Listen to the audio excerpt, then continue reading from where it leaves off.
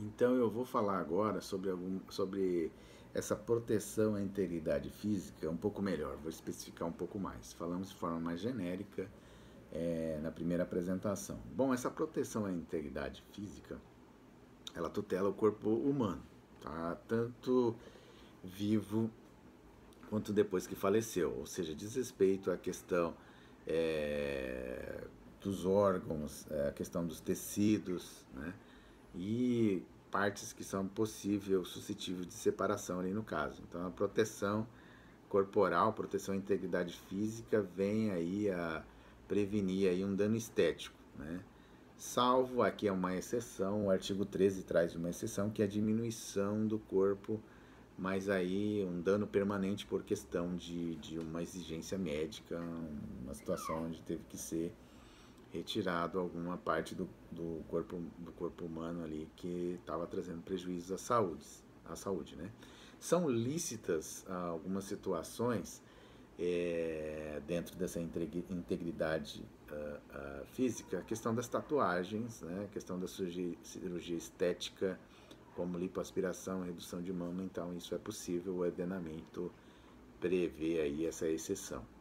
Então, em regra, há proteção da integridade física, mas desde que ela não venha para tentar ajudar o ser humano, né? Retirada de algum problema, algum tumor, por exemplo, aí ela é autorizada. O artigo 13 vai falar sobre isso.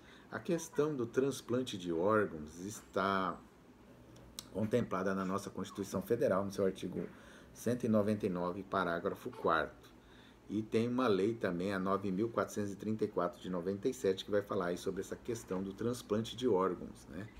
E ela tem que obedecer a alguns requisitos. Por exemplo, não pode, pelo menos não em regra, e o poder e o ordenamento jurídico, o poder público não permite que esses transplantes de órgãos sejam comercializados, né? Tem que haver ali um contrato que preveja essa gratuidade, neutro, né? Relacionado a esses órgãos duplos, como a questão do pulmão e dos rins, né? Ou do fígado, que ele é regenerável, então é possível aí fazer essa doação. E que o beneficiário seja cônjuge, parente, consanguíneo até o 4º grau, a gente já viu, né? Chega até o primo ali no caso.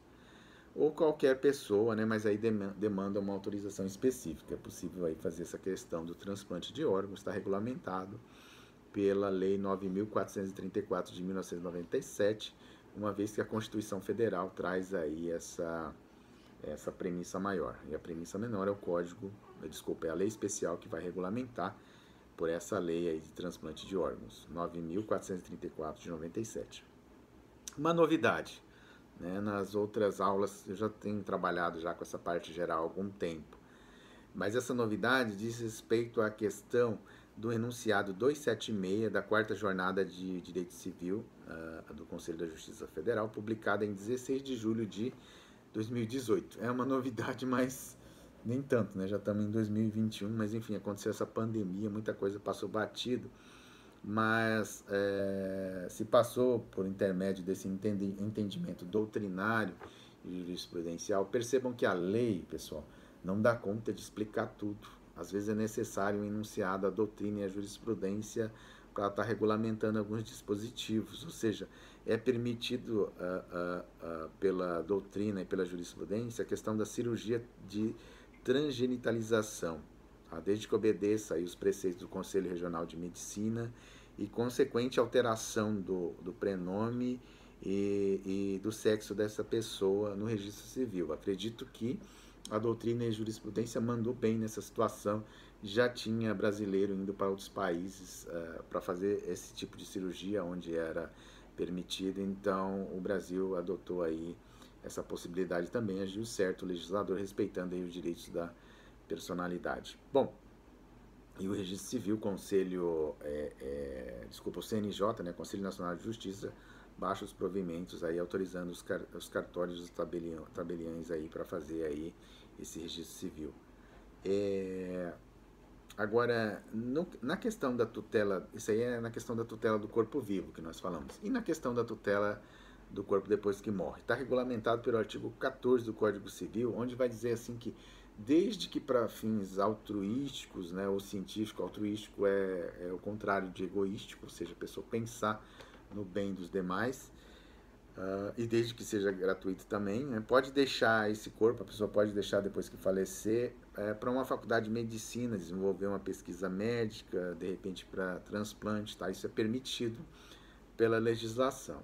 Só que não se esqueçam, esse ato de disposição que você fez, pactuou mediante contrato, ele é revogável. Ou seja, se durante algum tempo, né, que se passou você se arrependeu, você pode revogar aí essa tutela aí do seu corpo humano. Falar, não, eu não quero mais deixar meu corpo para fins aí de pesquisa, não. Né?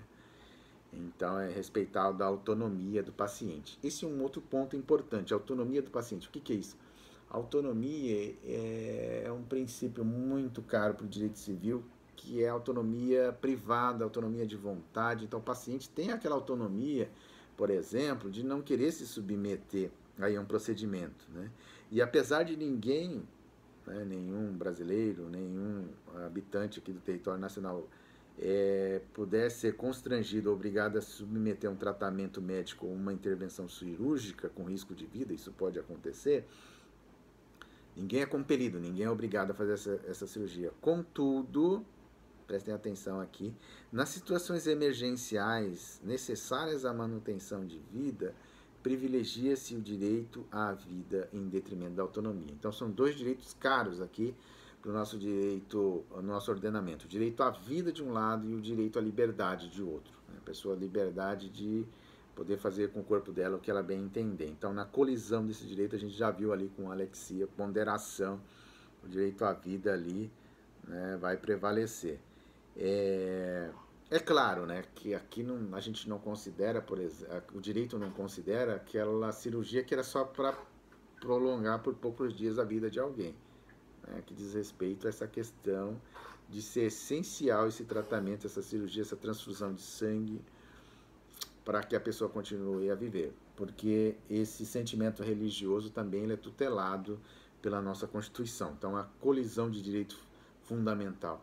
Quando há a colisão de um direito fundamental e um direito civil, por exemplo, que está numa plataforma um pouco abaixo, de acordo com o Kelsen, ou seja, a legislação infraconstitucional, a Constituição sempre vai ter prevalência. O problema é quando acontecem essas situações de direitos todos tutelados dentro da Constituição, né? E ali não há uma hierarquia, ao contrário do direito alemão, que prevê a possibilidade de hierarquia entre esses direitos fundamentais. Né? No Brasil a gente não adotou esse conceito, a gente tem essa técnica da hermenêutica, né, da ponderação aí para fazer esse entendimento.